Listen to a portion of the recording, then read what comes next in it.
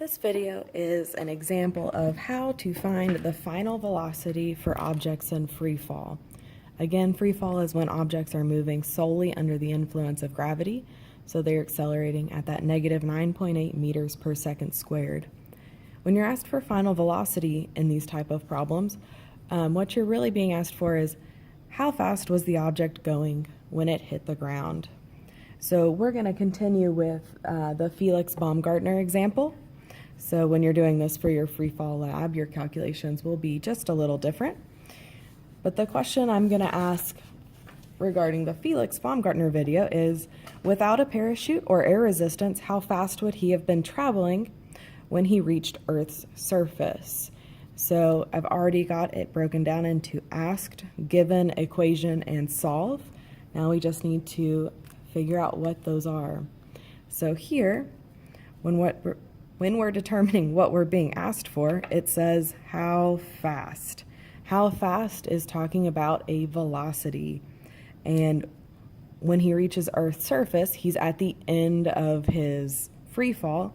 So we are being asked for the final velocity, VF. What information are we given? We know he's in free fall and there's no parachute or air resistance.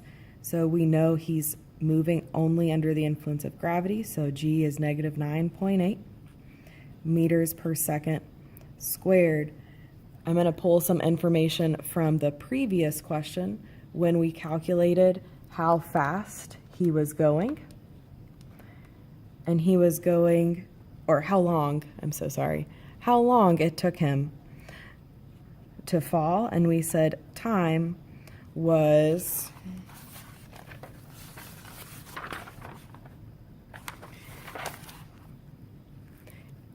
89.15 seconds.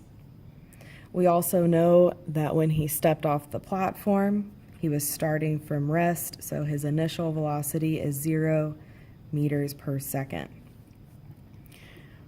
So we know we're looking for final velocity. That means we're going to use the final velocity with acceleration equation. So final velocity equals initial velocity plus gravity times time.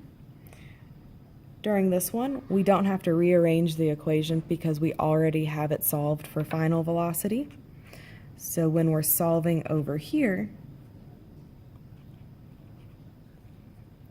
we can just plug in our known values. Our initial velocity is 0 meters per second plus negative 9.8 meters per second squared times 89.15 seconds. Just barely fits on the page. And we can type that in the calculator. I don't need to type in 0 because adding 0 doesn't affect my answer. Negative 9.8 times 89.15. And I get negative because he's falling down, so this is our direction, 873.67 meters per second.